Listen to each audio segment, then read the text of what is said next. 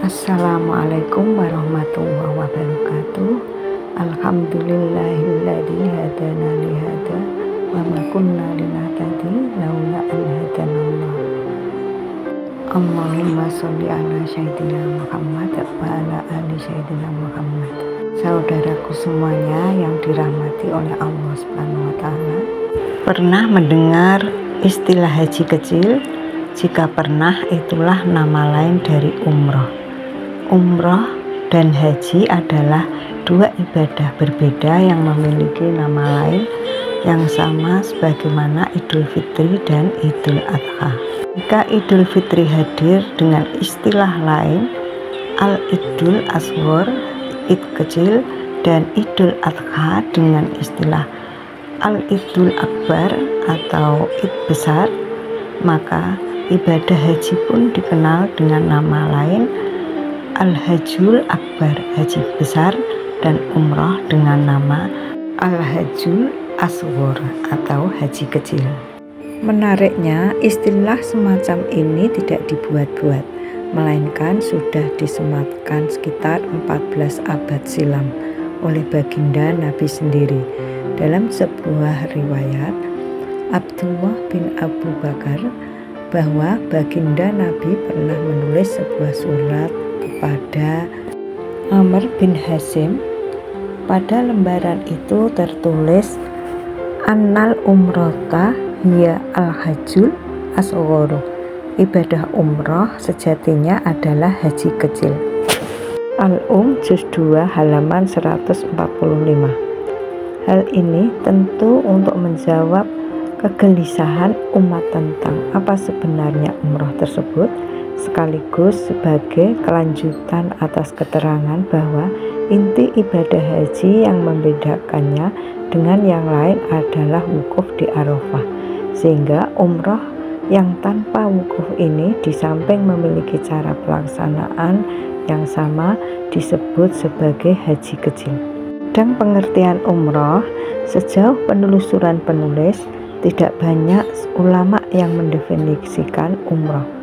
Mereka rata-rata mendefinisikan haji, karena mungkin bagi mereka cukup dengan mendefinisikan haji, umroh pun ikut.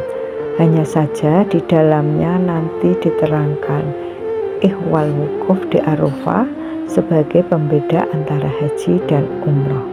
Syekh Abdul Qadir Saibul Hamdi, seorang ulama kontemporer yang membidangi kepakaran fikih dan usul fikih, lahir di Mesir pada 1340 Hijriah dan wafat di Riyadh pada 22 Ramadan 1440 Hijriah, termasuk di antara sederetan kecil ulama yang mendefinisikan umroh.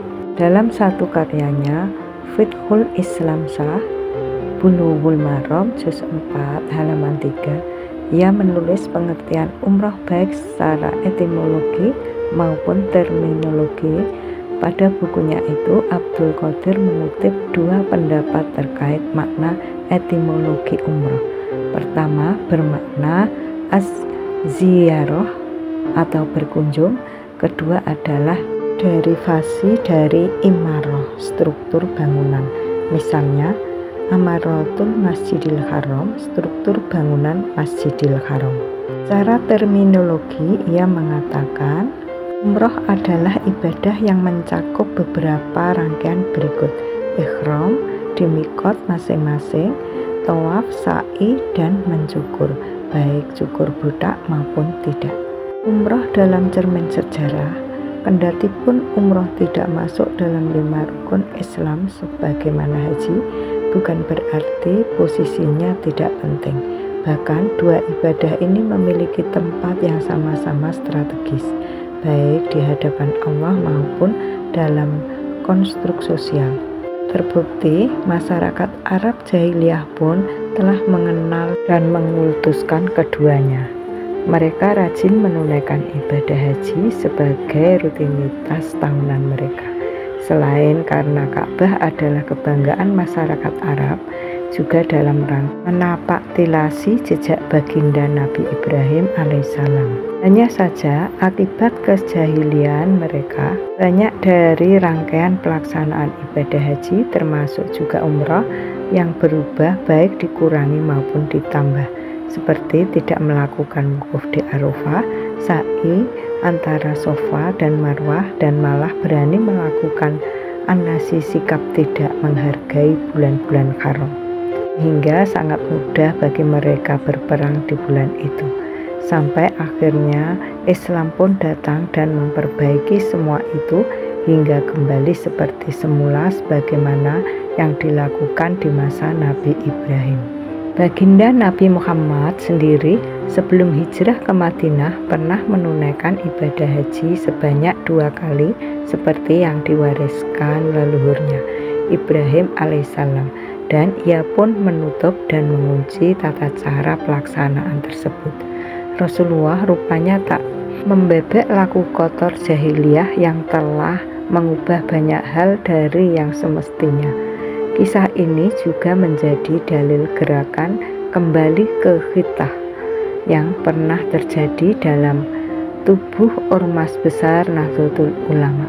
Alhasil, ibadah haji dan umrah sempat mengalami masa-masa kelam dalam catatan sejarahnya. Semoga kisah kelam ini tidak terjadi lagi untuk yang kedua kalinya.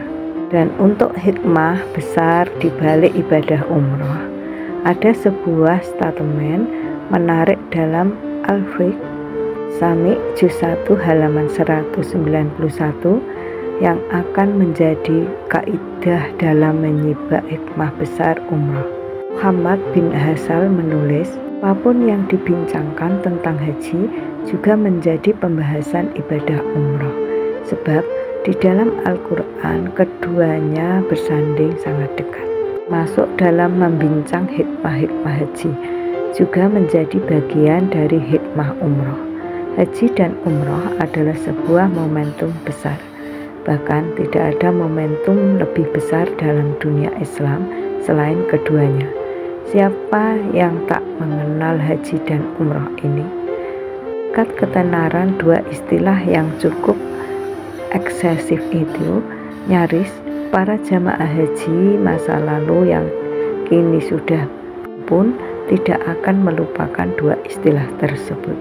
Masih merujuk Al-Fiqh As-Sami pada juz dan halaman yang sama-sama kelahiran 1291 Hijriah, ini menulis hikmah besar haji dan umrah yang dirangkum dalam sebuah kalimat yang tak panjang, yang artinya di antara hikmah haji dan umrah yakni terciptanya sebuah perkumpulan besar dari segala penjuru dunia, lahirnya sebuah persatuan dan keakraban di antara seluruh umat Islam.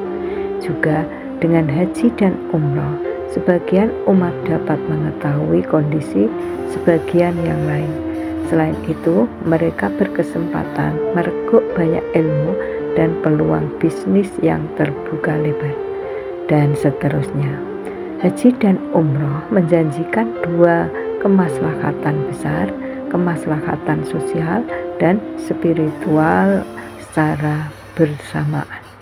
Terakhir, kita doakan semoga semua jemaah haji dan umrah tahun ini dan seterusnya mendapatkan kemakmuran dan ibadah mereka. Amin ya rabbal alamin. Wallahu a'lam bishawab. Kurang lebihnya saya mohon maaf yang sebesar-besarnya. Di sini Ibu Emma, subhanakallahumma wa bihamdika asyhadu an la ilaha illa anta astaghfiruka wa atubu ilaik. Assalamualaikum warahmatullahi wabarakatuh.